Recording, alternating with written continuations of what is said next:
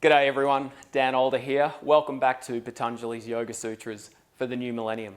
Today we're looking at Sutra number 9 from the first chapter. Let's get into it. Shri and I have translated this sutra as: words, knowledge and progress are the objects absent during indecision. I'll talk a little more about exactly what that means, but before I do, we have to just place this into context. Now, back in Sutras 5 and 6, Patanjali told us that there are fluctuations of 5 types, and we will experience those 5 types of fluctuations as being troubling or not being troubling. Sutra 6 here names the 5 types of fluctuations as correctness, mistakenness, indecision, sleepiness, and memory. Sutra 7 then tells us about the first named fluctuation, pramana, otherwise known as correctness. Sutra 8 tells us about vipayaya, the second named fluctuation, otherwise known as mistakenness or error. And today in Sutra 9, we get told about vikalpa, the third named fluctuation from Sutra 6. So let's return to Sutra 9 now. Words, knowledge and progress are the objects absent during indecision. So let's cut to Shri, and he will read this line for us, which is an individual breakdown of the words in the sutra. So off you go, Shri. Shabda jnananupati vastu shunyo vikalpaha. Nice one. And I'll have a go at reading the whole thing. Please excuse my Aussie accent and the back of my head for a moment. Shabda jnananupati vastu shunyo vikalpaha. So let's have a look at the individual words in the sutra. First word, shabda. This is a word that means words, but not just fully formed words, but also associated meanings. So it could be a partially formed word, or it could even just be a sound. And I think of shabda as being the language that we think to ourselves in.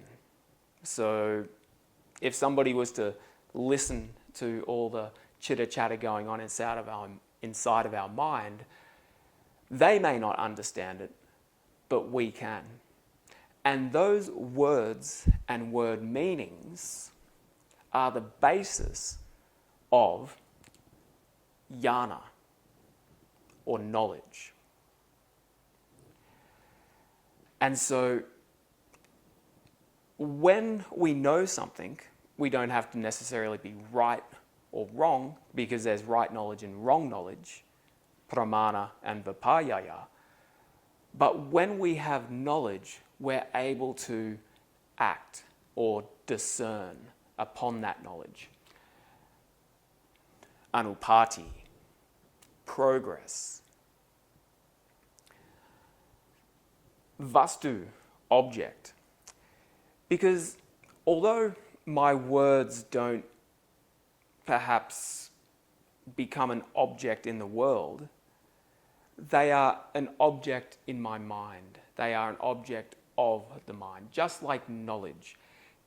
Just like an idea or a thought is an object of the mind, so too are words and their associated meanings, knowledge, and the progress that we make because of those words and knowledge.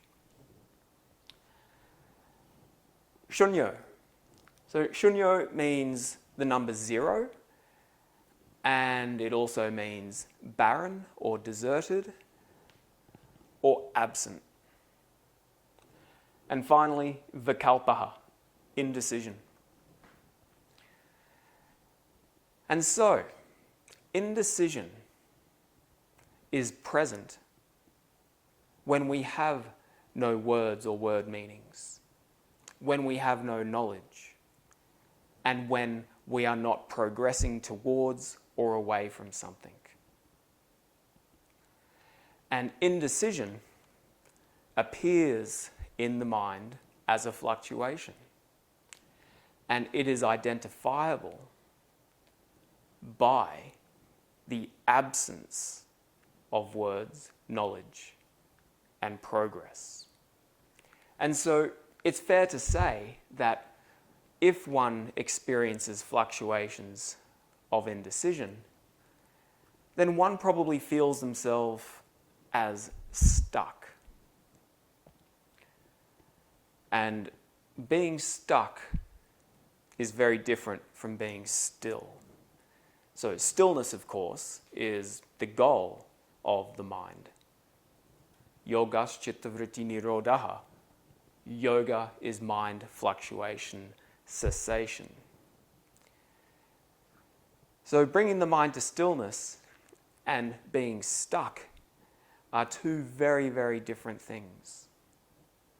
And so this is why, along with the fluctuations of correctness and mistakenness, the fluctuations of indecision, and the ones that we'll talk about over the next couple of videos, sleepiness and memory, all fluctuations of the mind must come to stillness. That is called yoga.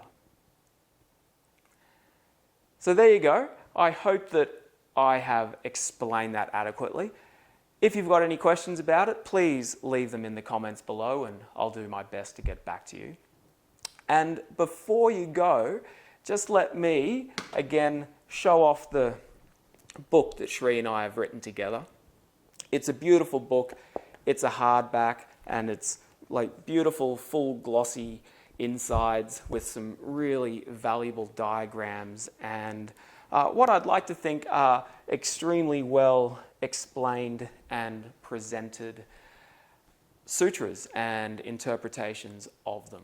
So if you would like to grab yourself one of those books, just go to my website and you can pick yourself one up from there. And that would, of course, be helping us out a great deal. So thanks everyone for watching. And of course, I will see you for the next sutra, sutra number 10 on the next video. Until then, be well. Namaste. Bye.